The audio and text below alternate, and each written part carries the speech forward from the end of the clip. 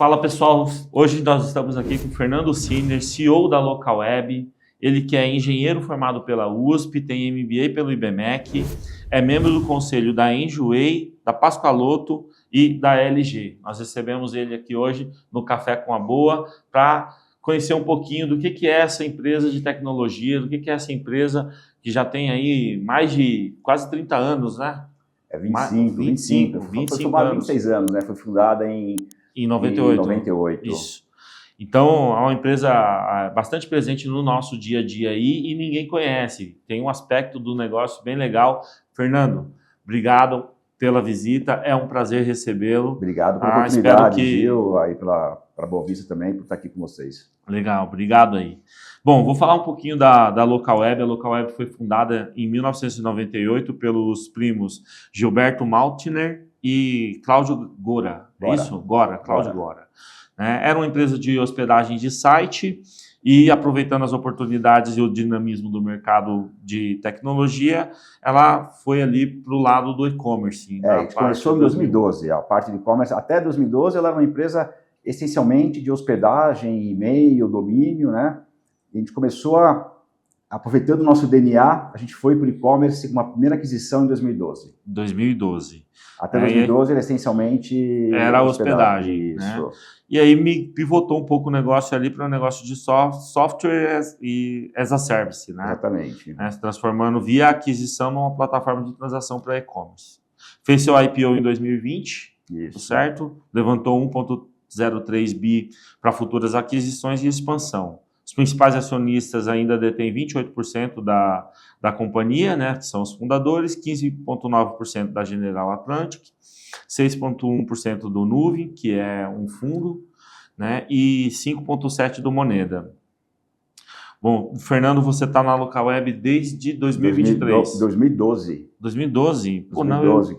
Não, 2023? 2023 eu peguei o LinkedIn. Ano passado. Não. É que, na verdade, eu vou te ajudar aqui, faz sentido o que você está falando. A Localweb, ela se tornou LWSA. Ah, sim. Né? Hoje, a gente chama de WSA, não chamamos mais Localweb. Mas é legal te interromper e fazer essa explicação. É porque eu peguei no seu LinkedIn isso aqui. Porque eu entrei na Localweb em 2012. Em 2023, nós mudamos o nome para LWSA. Hoje é LWSA. Localweb ficou o business de hospedagem e e-mail, domínio, isso. Sim. O business, a Localweb como um todo, que contempla todos os business de e-commerce, se chama LWSA, que tem empresas como Tray, Bling, Melhor Envio, e aí vai. Então, Localweb ficou o business antigo e a holding todo chama LWSA. E esse LWSA nós lançamos, que é o ticker, né, da empresa. Esse business, essa máquina nós lançamos em 23. Então eu mudei no LinkedIn que eu saí de CEO da Localweb para CEO de LWSA. É por isso. Então eu entrei no grupo em 2012, virei presidente em 18, fiz o IPO em 20, fiz o follow-on em 21. Nós levantamos no total quase 3 bi. E eu estou, então, quase 7 anos como presidente de tudo, né? Um pedaço como Localweb, um pedaço como LWSA. Legal. Então explica, não está errado o que você colocou. Boa. Então você tem realmente fez parte desse processo todo, né? Eu tinha tanto que na hora que eu olhei, eu tinha até achado que você tinha entrado no final do ano passado e veio já para esse processo do rebranding. Legal. Eu fui responsável pelo IPO, pelo follow-on. Eu comprei, sob minha gestão, mais de 20 empresas.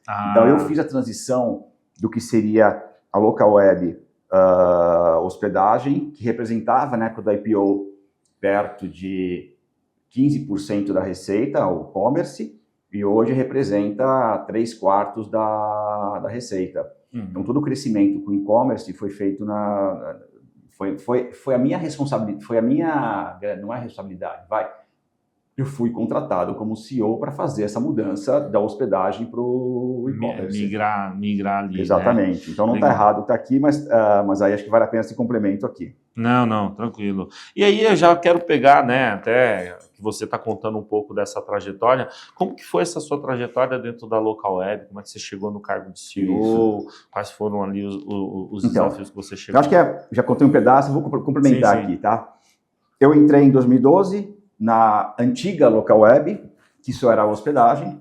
Eu entrei como um cargo com a função de CMO, no que era a hospedagem, domínio, e-mail marketing, tá? O antigo que nós chamamos hoje de BeOnline, BeOnline SaaS.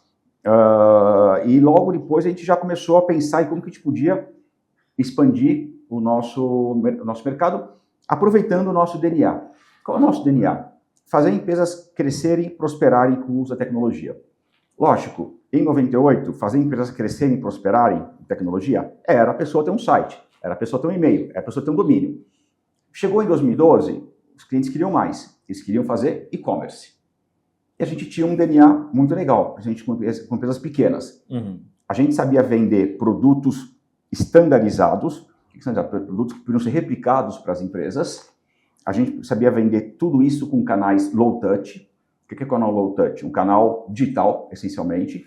Produtos estão estandarizados, canal low touch, e produtos recorrentes, e de fácil instalação, né, que são, que eu falo, produtos estandarizados. Então, o que acontece? A gente foi lá, vamos expandir para e-commerce. Mesma coisa, a gente foi lá, não tinha experiência em e-commerce, eu tinha experiência em e-commerce na minha empresa prévia, e a gente foi lá e comprou uma primeira empresa que chamava Tray.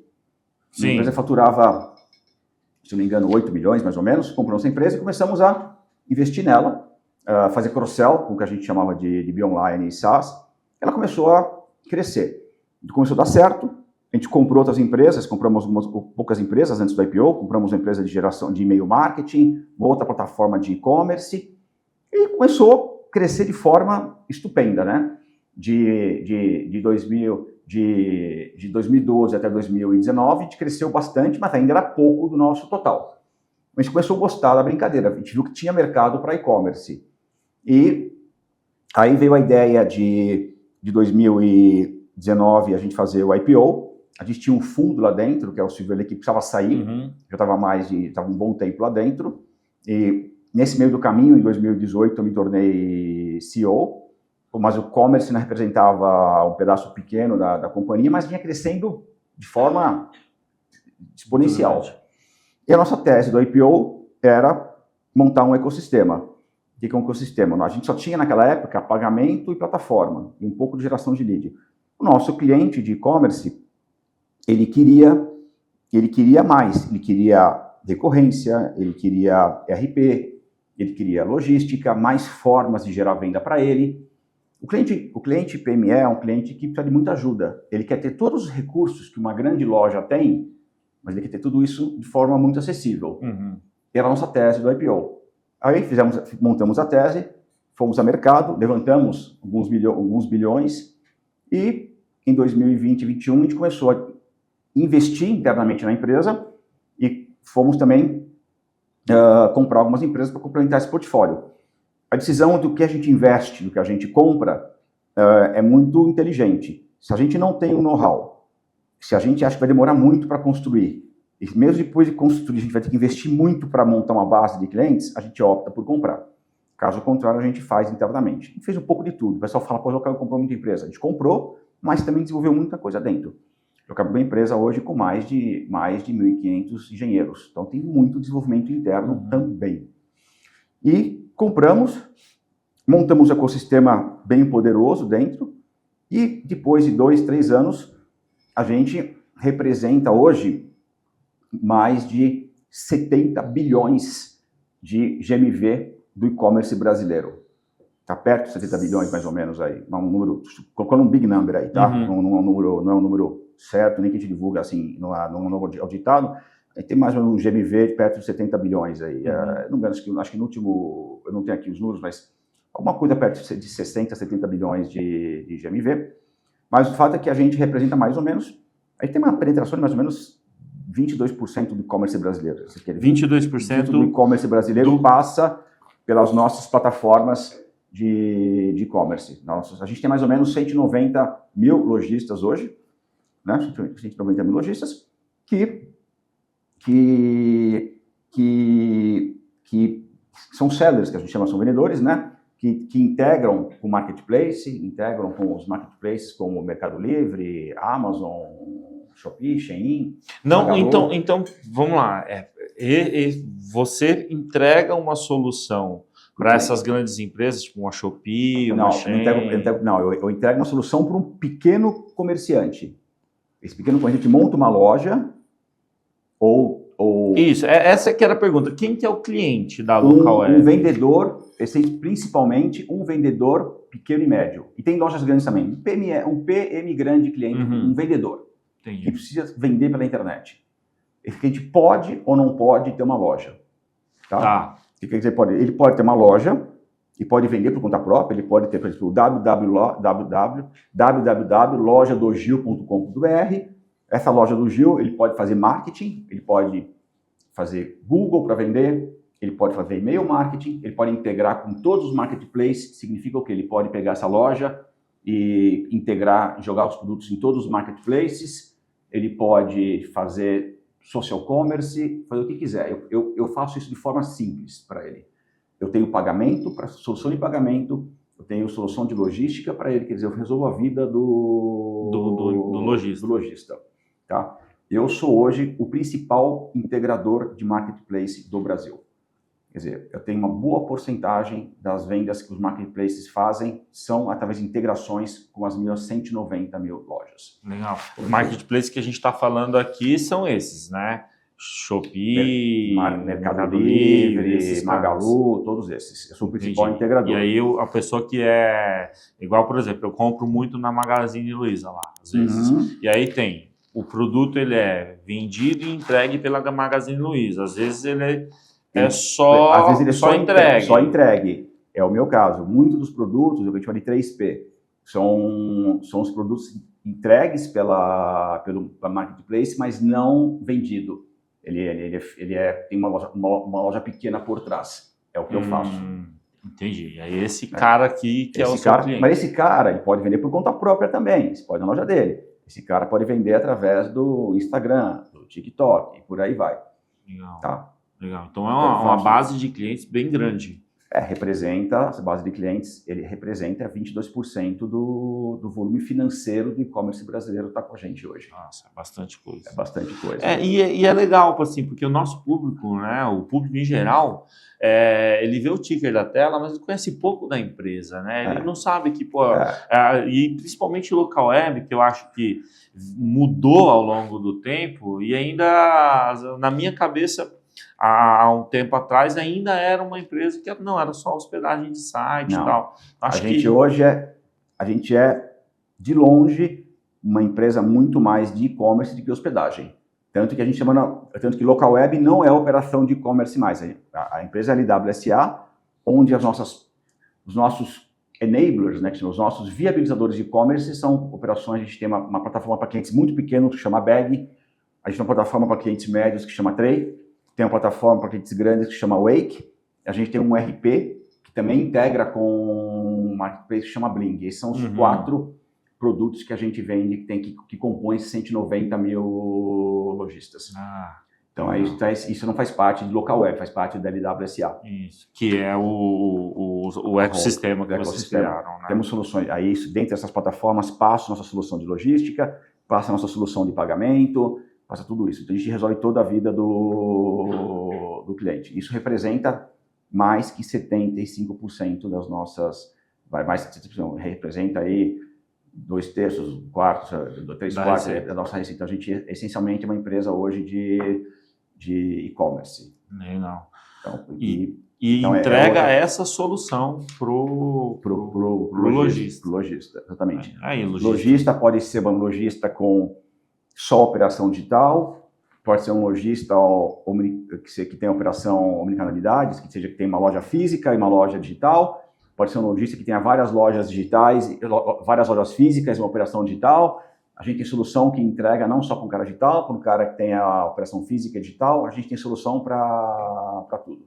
Legal. Legal. Isso veio ao longo de 5 anos. Principalmente, né, mas a gente começou antes, lógico, mas assim, foi muito desenvolvimento, foi compra de empresas, muito desenvolvimento, e tem muito por vir ainda, né? Foi um crescimento, eu diria que estrondoso aí.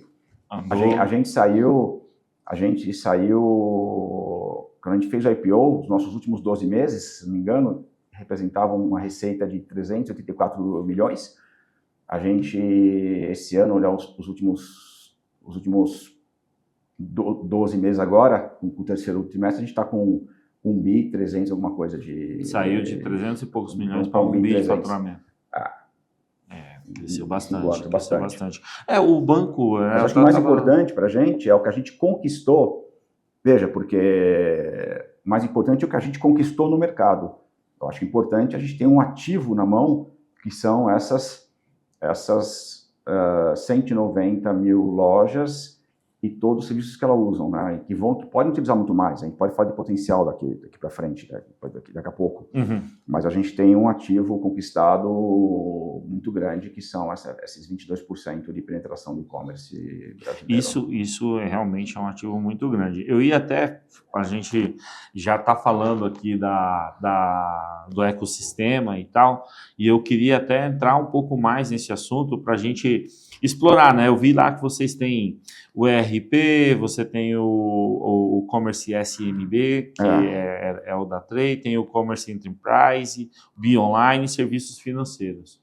Né? Eu gostaria de a gente entender aqui cada um desses serviços, até para as pessoas entenderem como a Local Web ganha dinheiro, como é que o acionista da Local Web deve enxergar o negócio. Eu fico falando Local Web, não é, né? Não, mas tá tudo LWSA. Fica tranquilo. Vamos lá. Nosso acionista, ele ganha dinheiro, a Local Web, LWSA, ganha dinheiro de duas formas. Um pedaço via assinatura, um pedaço via transação. Tá? É uma mistura de assinatura com transação. Então, vamos lá. Uma hospedagem, o BIS antigo, que aí é a Local Web, ele ganha dinheiro pagando uma assinatura para ter um pedaço de uma máquina para hospedar o teu site.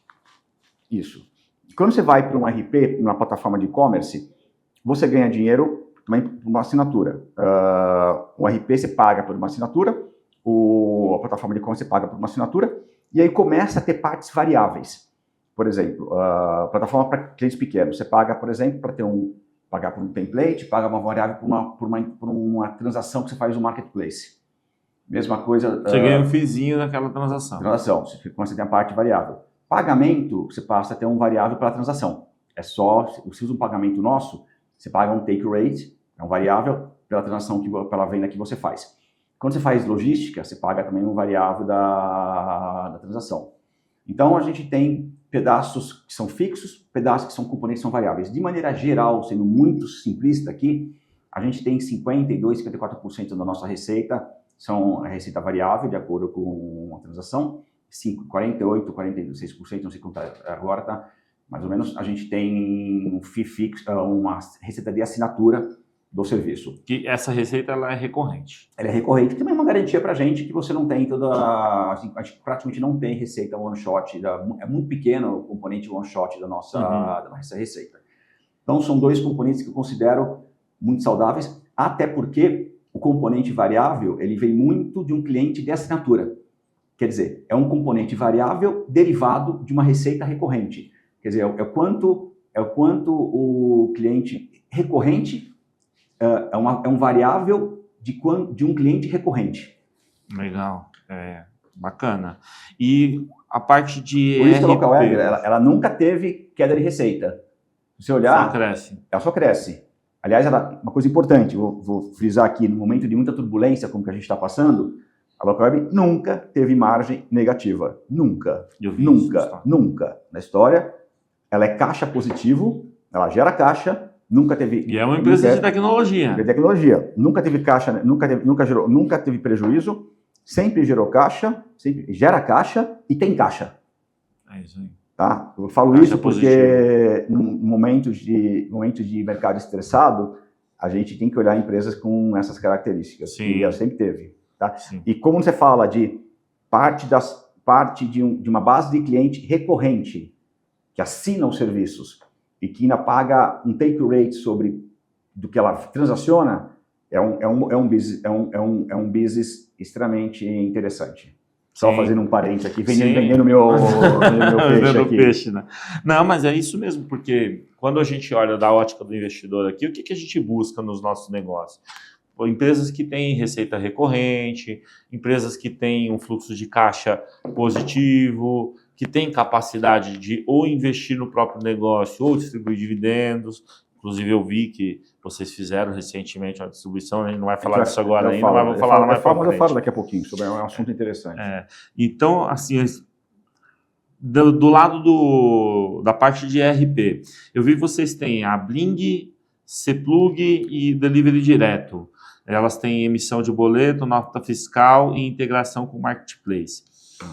Como que funciona essas integrações? Como que se dá aqui, dentro desse ambiente que vocês criaram, desse ecossistema, a relação entre essas empresas? Dado que a estratégia da empresa, da LWSA, é clara, ela cresce via aquisição e integra esses players dentro do seu ecossistema, e aí aquilo que falta como substância, ela talvez desenvolva. Então, eu vou ser um pouco mais simples, eu não vou entrar produto a produto, senão claro que não. Eu acho assim, a Localweb ela vai ter 3 grandes áreas, e ela está simplificando o número de marcas, tá? Ela vai ter e-commerce, ela vai ter o Online, que é o antigo, que é a Localweb, ela tem commerce PME, commerce grandes contas, ela tem gestão, que é RP. Tá? Se a gente olhar grandes marcas, ela vai ter commerce PME, o maior produto é Tray. E tem o Bag, que é para clientes menores. Commerce grandes contas é o Wake. E gestão é Blink. Tá? Então, por exemplo, o Cplug, ele lançou um PDV. Tá? O PDV vai estar embebedado nas outras soluções. Você não vai ver a marca Cplug mais. Ah, não vai ver. Ela vai produzir a gente lançou, por exemplo, um PDV para um PDV que vai estar foi lançado pela Tray. Tá? Então a gente está embebedando isso. Nossa marca de pagamento, por exemplo, ela chama Vind. Tá? Mas a Vind ela vai ser cada vez mais embebedado nas soluções de plataforma. Tá? A Tray é uma marca, a Bling é uma marca muito grande. É uma solução de RP muito grande. Tá? Ela é líder para PMS. Ela faz nota fiscal, ela faz integração com o Marketplace, ela é uma solução. Ela é quase um habilitador de e-commerce para quem não quer ter loja. Então você vai lá, por exemplo, você tem lá, você quer vender no Marketplace. Você não quer ter a loja do Gil. Você quer só vender em Marketplace. Só online. Você não quer ter a loja, ou www.lojadogil.com.br. Você não quer ter nem a loja digital. Você quer só vender no Meli, por exemplo, no Mercado Livre. Na Magalu você quer vender. Você pega o nosso RP para emitir as notas, nota digital, e já integra com o Marketplace. Você usa então o RP, não precisa montar uma loja. Aí você vai usar o Blink. Eu uso essa sua solução de RP para fazer essa. Você cadastra os produtos, essa solução conversa com os marketplaces e acabou. Qual que é a facilidade do cliente contratar esse tipo de Muito serviço? Muito simples. Aí acho que é a solução. A nossa expertise é uma expertise de ter produtos estandarizados e com onboard muito simples. Acho que o nosso diferencial frente à concorrência é um produto muito simples de ser utilizado. Você não precisa de um cara técnico para fazer para você. Essa é o segredo da gente ter crescido tão rápido. Essa é o diferencial. Simplicidade e sem necessidade de consultoria, customização, um onboard muito simples. Eu acho que esse é o diferencial. Legal. Você falou bastante na palestra que eu vi sua desse comerciante digital, do cara que está na mídia social e que vende. Isso. Vocês têm solução para esse cara também? É o caso, é o Bling. É o mesmo caso aqui. Você vende, por exemplo, via WhatsApp. Bem tosco, assim, bem simples. Você vai lá ter os grupos lá, com seus amigos, no teu residencial, no teu condomínio. Você quer agora vender, você agora precisa enviar por correio e você botar uma nota fiscal. Você vai usar o Bling.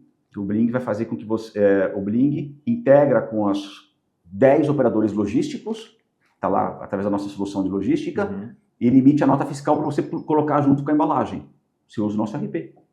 Entendi. Tão simples quanto isso. Agora, você não quer montar uma loja, você não sabe usar o Tray que tem uma loja, você vai usar só o nosso RP, que ele está integrado com a logística, com os operadores logísticos, e você vai emitir uma nota fiscal para você colocar no saquinho junto com a embalagem, que você é obrigado a emitir uma nota fiscal. Entendi. Então, quando chega lá o pacote do Mercado Livre com aquela etiqueta, foi esse sistema que foi usado. O Mercado Livre você pode usar a logística deles ou não, mas se você não quiser usar o Mercado Livre, se você quiser vender sem utilizar o Marketplace, só os seus contatos, você pode usar o Bling. Ah, então funciona inclusive fora de um Marketplace.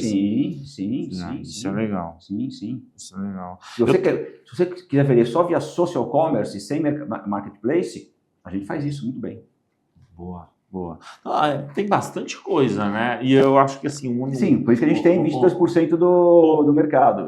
Uma coisa legal, né, que eu vejo na Local Web é que vocês parecem ter um propósito de ajudar aquele cara que é um pequeno empresário, um pequeno comerciante, a ganhar espaço no mercado.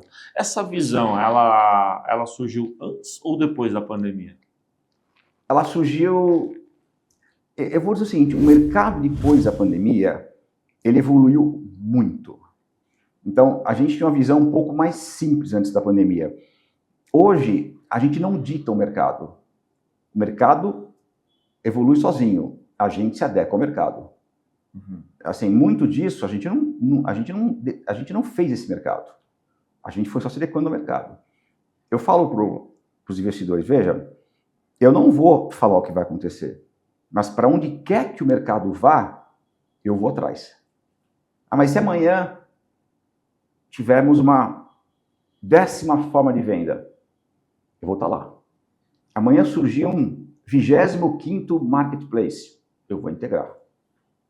Essa é a visão de negócio. Essa é a nossa visão. A gente vai dar tudo para o nosso cliente. Assim, o nosso cliente vai ter tudo que tem disponível por um grande e-commerce. Ele vai ter acesso a tudo. Então, amanhã tem uma mídia social. Eu vou integrar. Tem um novo marketplace. Eu vou integrar. Eu vou dar tudo para o meu cliente. Mídias sociais estão em todas. Instagram, Facebook... A gente foi o primeiro do Brasil a integrar com TikTok, Instagram. Legal. A gente dá acesso... A gente é uma empresa democrática. A gente prega a democratização da tecnologia para o PME. Coisa que não poderia fazer sozinho. Esse é o nosso DNA. Muito bom. Isso é o que explica, assim. Então nós nunca vamos dar o caminho. Quem decide o caminho é o mercado. Do nada aparece uma inovação aí, alguma coisa. Você vê o mercado indo para um caminho tal.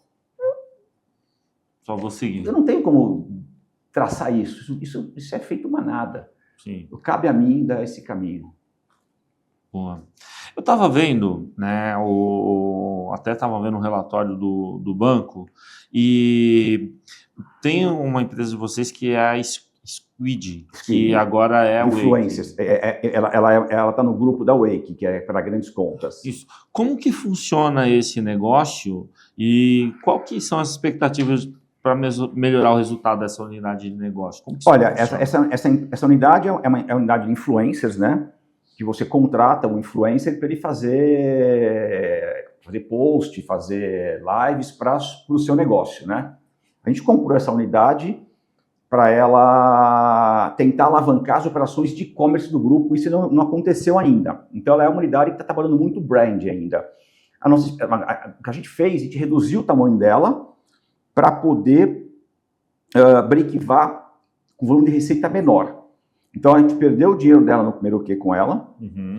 E por que a gente faz o disclaimer no nosso resultado ex-Squid? Porque o ano passado as receitas eram muito maiores. E a gente, como não conseguiu alavancar ela com e-commerce, a gente reduziu o tamanho dela para poder break-even com uma receita menor. Sim. Então, no terceiro Q, agora a gente praticamente break-even o resultado. A gente perdeu o dinheiro no primeiro Q com ela e praticamente break-even agora no terceiro Q.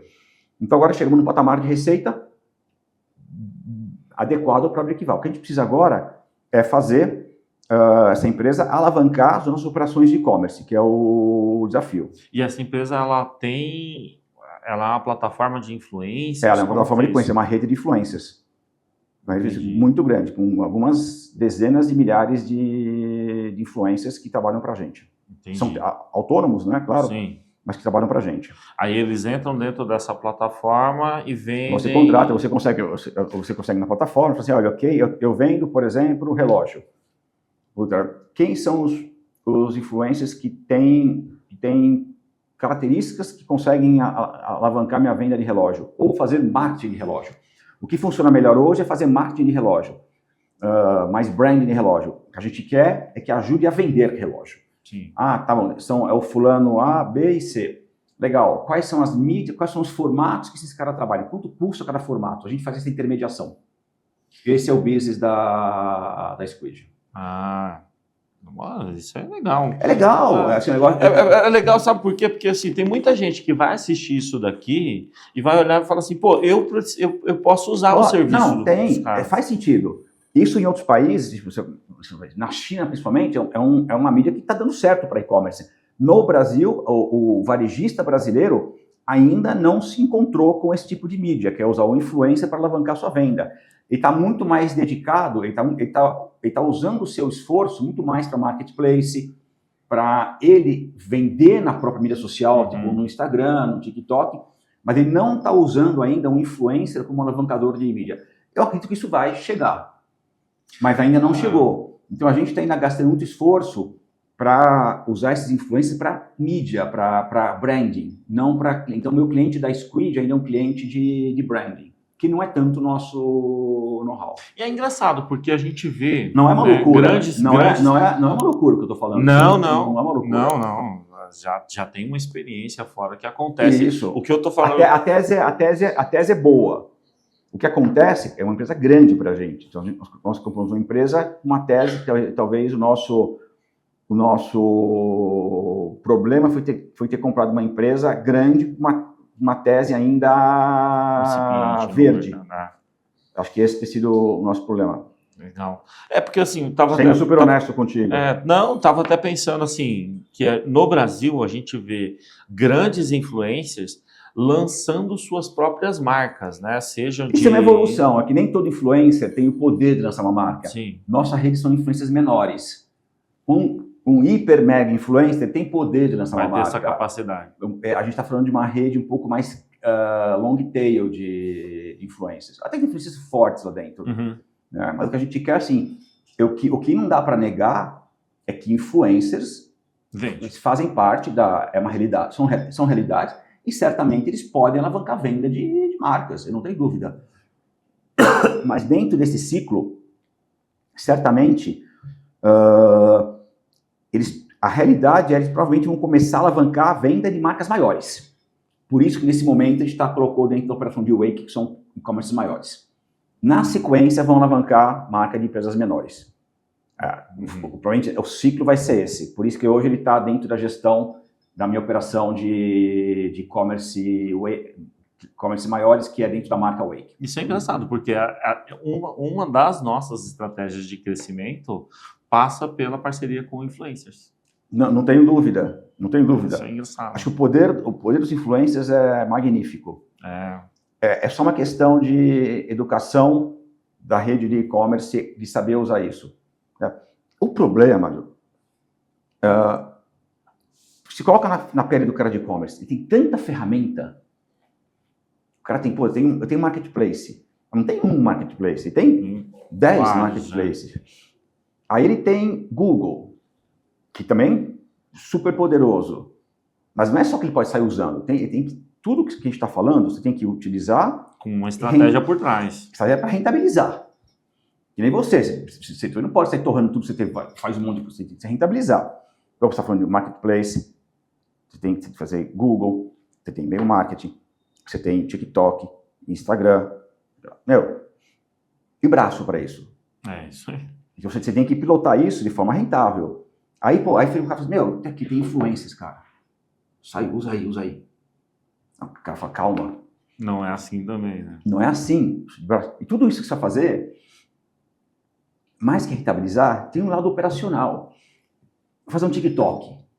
Legal, mas eu preciso criar o vídeo. Gravar, editar. né? Cara, legal. Legal, mas eu coloquei um monte de coisa aqui, que mesmo para um cara grande, é um trabalheiro. É um trabalho, você precisa ter um estúdio. Então, assim, tudo leva tempo. O meu cliente pequeno é uma empresa, às vezes, de 10 pessoas. Isso quando não é o empresário.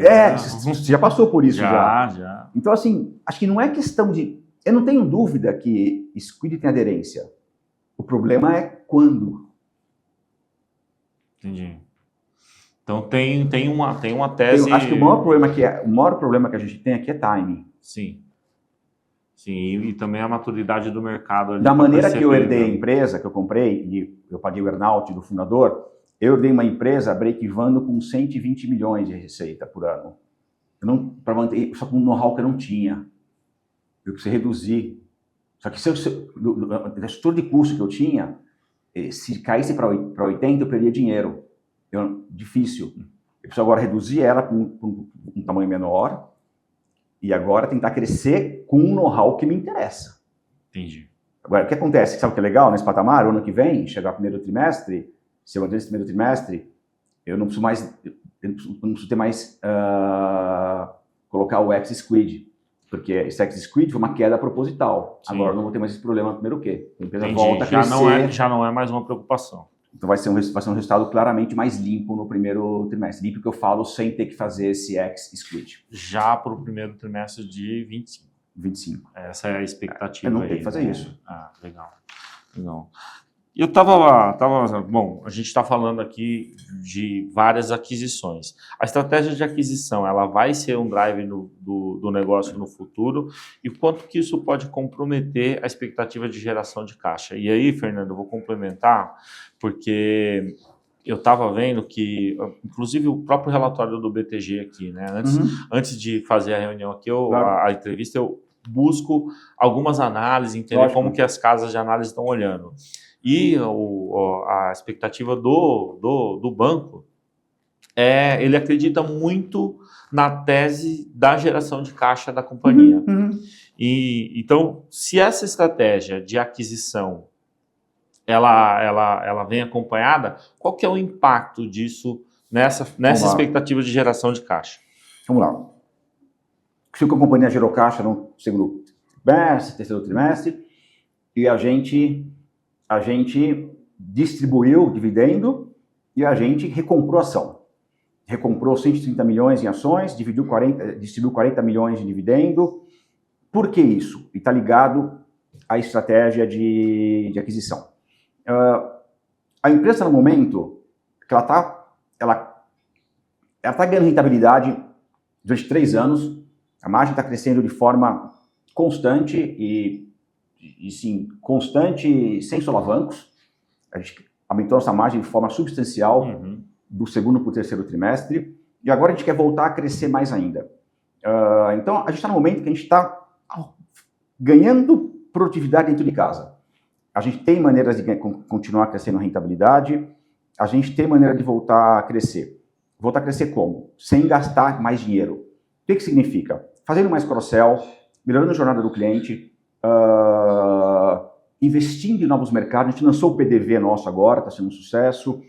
A gente está falando em melhoria de precificação. Estou dando 4 exemplos de crescimento que pode ser feito. Tudo isso é dentro de casa. Então a gente está no momento a gente comprou muita coisa. Agora é o momento de ganhar produtividade dentro de casa. Produtividade que eu falo é rentabilidade e também tentar crescer mais com esforços dentro de casa. Então a gente tem provavelmente aí 1 ano e meio, 2 anos de trabalho dentro de casa. Então a gente não precisa fazer aquisição, porque eu comprei tudo que ia comprar para encher esse ecossistema. Então o trabalho agora é dentro de casa. Tá? Gerar ali as sinergias necessárias. Sinergias dentro de casa. Então assim, eu não preciso comprar nada, eu estou com tudo que tem que comprar, tinha que comprar. E também, por outro lado, então agora o trabalho é dentro de casa. Então não tem demanda para comprar nada. Além disso, meu valuation é muito baixo, a empresa está extremamente depreciada. Tá mesmo. Tá? Não faz sentido eu comprar uma empresa, pagar um múltiplo 3 vezes maior, 3 vezes maior do que eu pagaria, do que vale a minha empresa. Então o mercado nem aceitaria isso, não faz sentido para mim. Então não faz sentido pagar isso e eu não preciso. Eu tenho um desafio nos próximos 2 anos de trabalhar dentro de casa para ganhar margem e ganhar crescimento. Então, isso posto, a gente tendo que o melhor uso do capital nesse momento é recompra. Nós temos uma recompra de 10% do free float e cancelamos as ações, que a gente está devolvendo dinheiro para o acionista, de certa forma, e a gente também está pagando dividendo. Esse é o ponto. Então, de certa forma, dado que a gente gera caixa, não existe, não vai ser uma empresa que vai se endividar, não vai ser uma empresa que vai faltar caixa em nenhum momento. Daqui 2 anos. Daqui 2 anos, sei lá, daqui 2 anos, eu espero que a empresa, a gente espera que a empresa aprecie muito a ação e quem sabe daqui 2 anos a gente tenha espaço no ecossistema para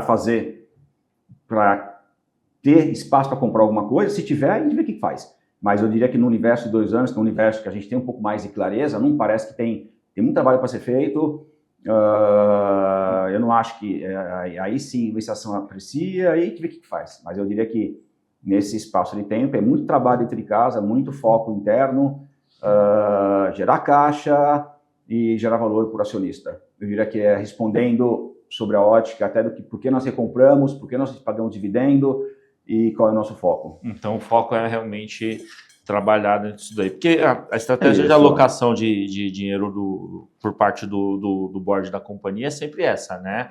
Onde a gente vai alocar melhor o capital. Ou a gente nesse momento, com a ação tão depreciada... O melhor ativo para se comprar é o nosso. É o meu mesmo. É isso aí. Dado que a gente conhece a estratégia, melhor que ninguém. E você sabe que aqui no escritório... Tem inside information, brincadeira, né? Aqui no escritório a gente sempre fala assim, olha...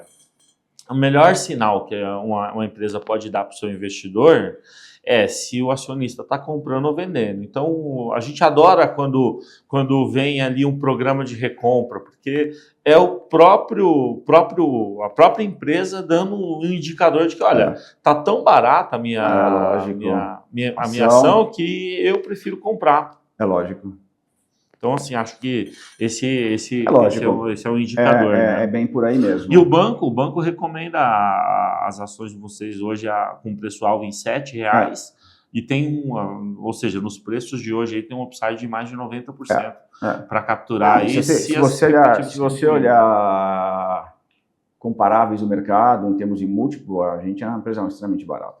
Mas aí, você acha cada um de vocês aí façam as suas análises, né? Não vou vender. Eu até ia te perguntar, você acha que essa defasagem do múltiplo, ela está associada ao mercado que você está, dado que a economia brasileira, ela tem poucas empresas de tecnologia tão bem desenvolvida? Talvez numa Nasdaq da vida você estivesse melhor precificado. Não sei se... Isso é uma discussão... Já temos essa discussão, é difícil dizer isso, né? O que acontecia se estivéssemos no outro mercado, né? Eu tendo a achar que tem a ver com taxa de juros, curva futura de juros, e tem a ver com o cenário macro brasileiro. A gente pode ver o que aconteceu nos últimos 4 dias aí, acho que degradou muito a ação. Sim. Eu acho que o cenário macro mais taxa futura de juros é o que degrada de forma substancial o valor da ação. Do papel, né? Mas assim, eu digo o seguinte, Gil, a gente não pode sofrer com isso. Com executivos, a gente tem que focar em trabalhar e continuar, assim, pode ver, uma empresa que cresce pra caramba, uma empresa que está entregando margem, melhorando margem, e mais do que isso, a gente tem um posicionamento importante no mercado brasileiro. A gente teve um Black Friday fantástico, a gente está entregando margem, tem um posicionamento no mercado de e-commerce substancial. Eu acho que é isso que a gente tem que continuar fazendo. A gente não tem como interferir no cenário macro, não tem como interferir em curva de juros, então isso não está comigo.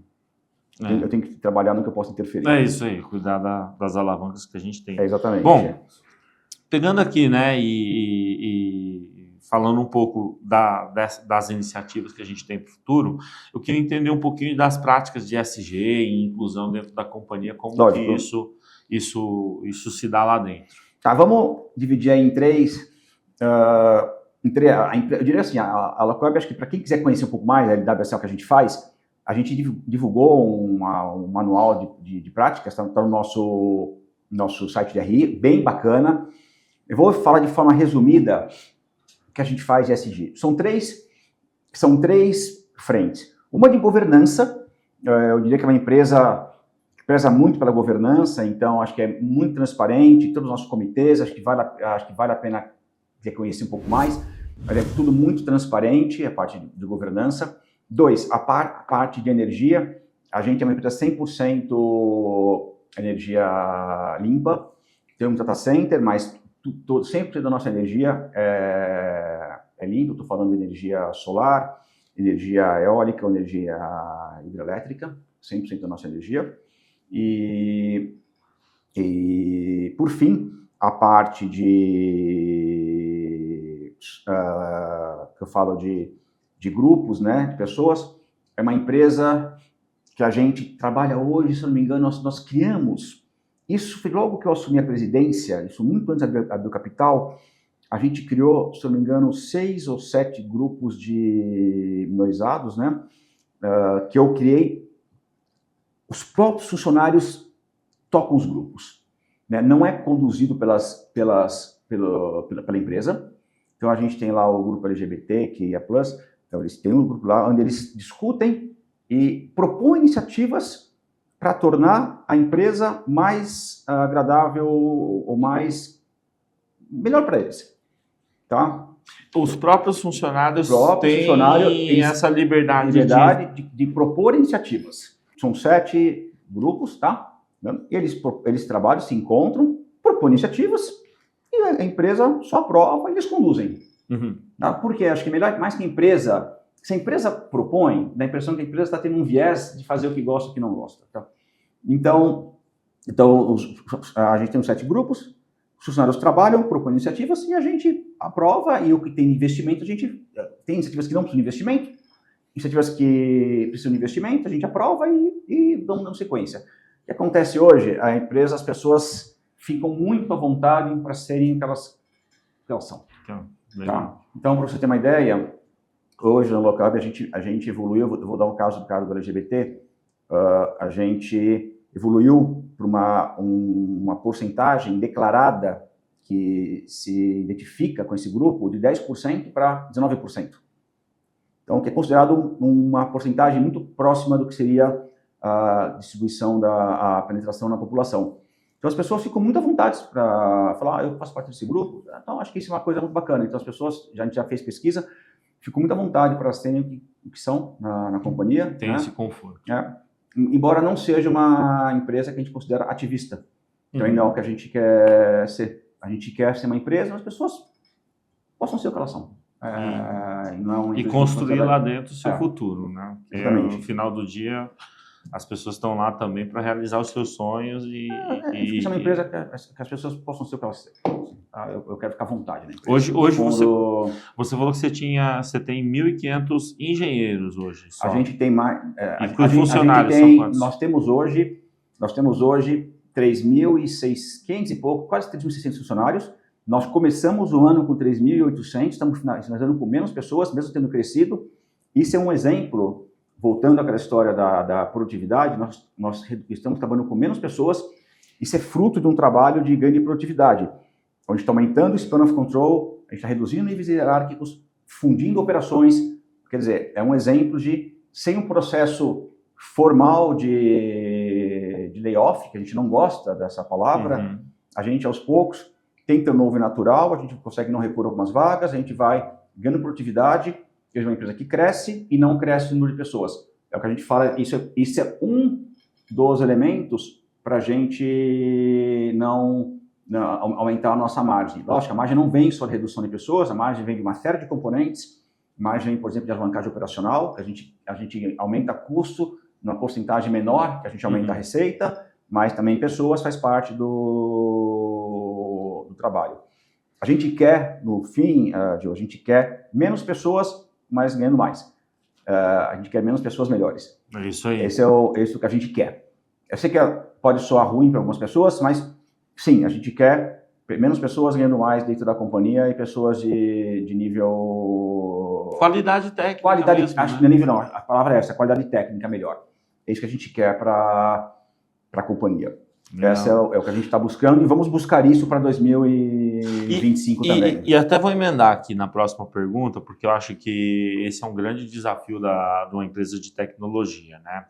Quando a gente olha para a mão de obra que vocês utilizam dentro dos processos, é uma mão de obra extremamente qualificada, super valorizada, Sim. não só no Brasil, mas no Fora. mundo todo, né? E aí você tem um coeficiente que é a nossa instabilidade econômica, fazendo com que, por exemplo, o dólar É um desafio. suba.